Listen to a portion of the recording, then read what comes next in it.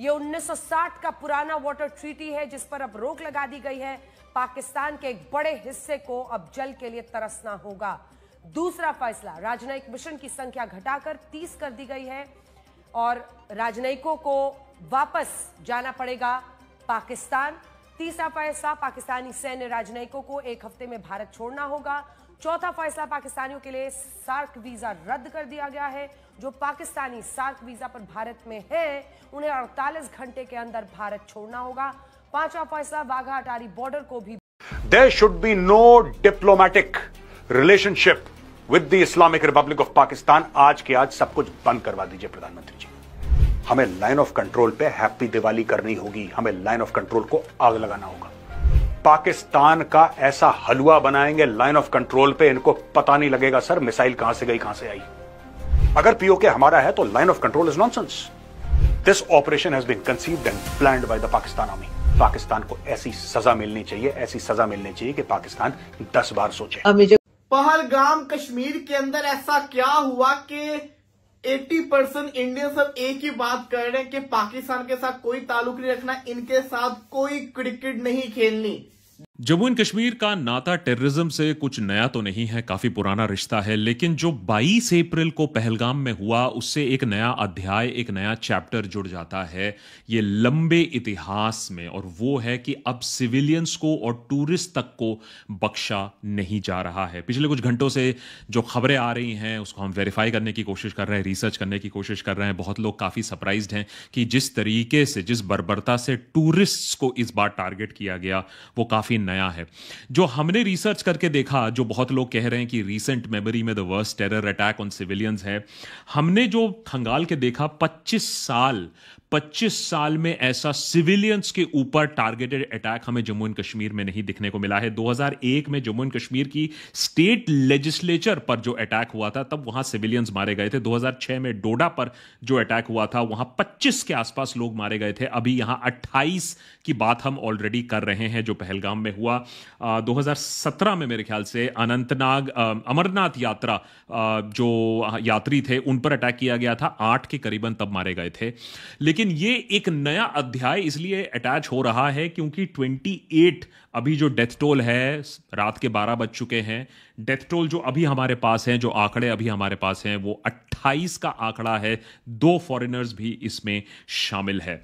मैं आपको छोटा सा एक क्लिप दिखाना चाहूंगा जो शायद एक और जहां पाकिस्तान में टमाटर के दाम से जनता परेशान है, वहीं बांग्लादेश में लोग प्याज के लिए तरस रहे हैं। पाकिस्तान में कई लोगों ने टमाटर खाना बंद कर दिया है। ऐसा इसलिए क्योंकि वहां 1 किलो टमाटर का दाम 300 रुपए हो गया है। हालांकि इस संदर्भ में व्यापारियों का कहना है कि पिछले एक दिन में टमाटर का खुदरा दाम 240 रुपए प्रति किलो से कम होकर 200 रुपए प्रति किलो हुआ है। पाकिस्तान में लोगों ने जरूरत के हिसाब से 1 या 2 टमाटर खरीदना शुरू कर दिया है। 250 ग्राम टमाटर के लिए लोग 80 रुपए चुका रहे हैं। वहीं बांग्लादेश में प्याज की कीमतों ने आसमान छू लिया है। आप ये जानकर हैरान होंगे कि बांग्लादेश में 1 किलो प्याज के लिए लोग 260 टका यानी कि 220 रुपए चुका रहे हैं। वहीं भारत में 1 किलो प्याज का दाम 60 से 70 रुपए के बीच है।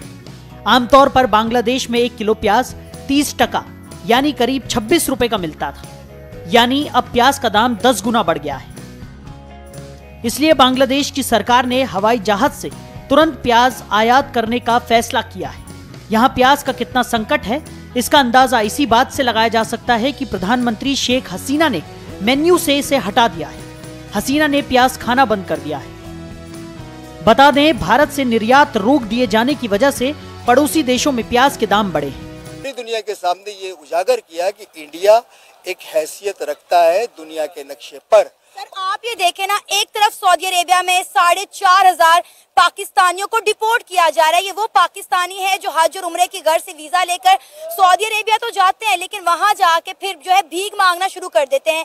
एक तरफ 4,500 पाकिस्तानी बेकारियों को डिपोर्ट किया जा रहा है, जहाज भर भर के पाकिस्तानियों को निकाला जा रहा है, और जो है इंडिया के प्राइम मिनिस्टर नरेंद्र मोदी का इतना पुरतपाक इस्तकबाल।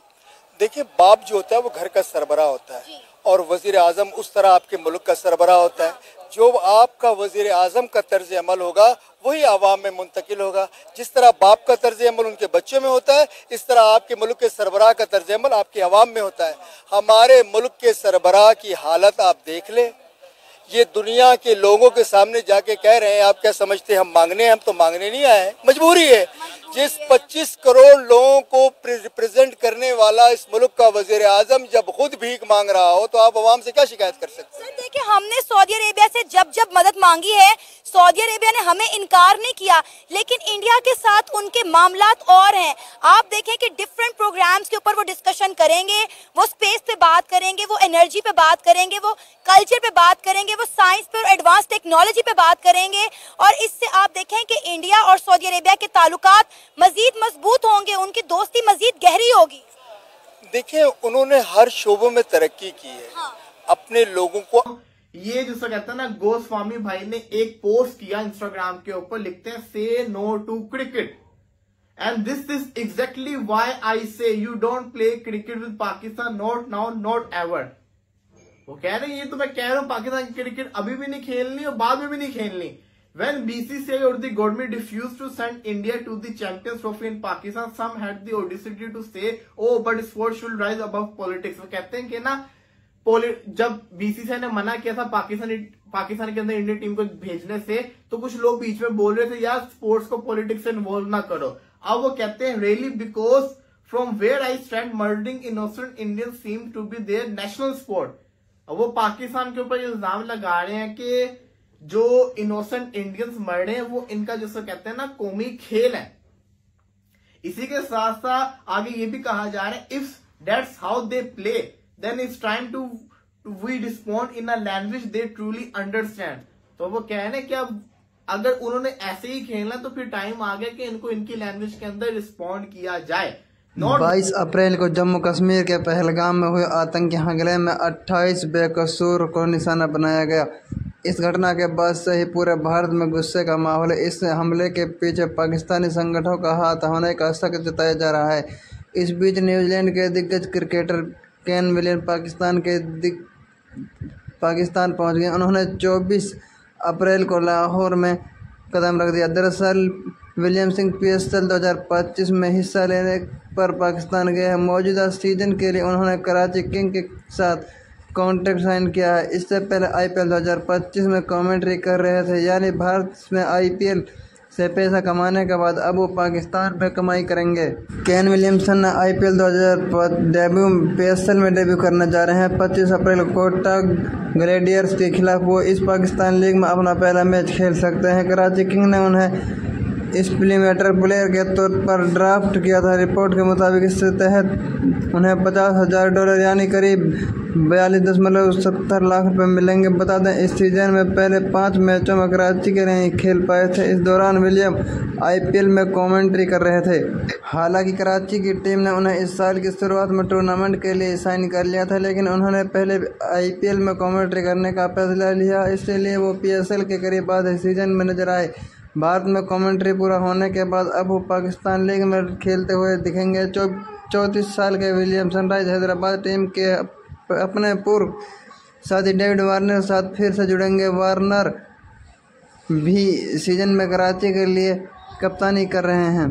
केन विलियम का IPL कैरियर लंबा और सफल रहा। उन्होंने 2025 से 2024 तक 10 सीजन खेले। हालांकि 2025 में मेगा ऑक्शन में किसी टीम ने उन्हें नहीं खरीदा, वो अनसोल्ड रह गए। इसके बाद से ही कमेंट्री पैनल से जुड़े थे। वो सनराइज हैदराबाद के लिए एक प्रमुख खिलाड़ी रह चुके हैं। 2018 के सीजन में उन्होंने हैदराबाद को फाइनल में पहुंचाया। इस सीजन में उन्होंने 17 मैचों में 52.50 की औसत से 735 रन बनाए थे। इस दौरान उनके बल्ले से 8 अर्धशतक निकले थे और इनके विनर थे। 2022 में भारत के सीधा रिश्ता के बाद विलियम ने अगले 2 सीजन में गुजरात टाइटंस के लिए खेले। विलियम ने IPL में 79 मैच खेले। उन्होंने 35 की औसत से 125 के स्ट्राइक रेट से 2118 रन बनाए हैं। दोस्तों, कैसी लगी वीडियो को लाइक और चैनल को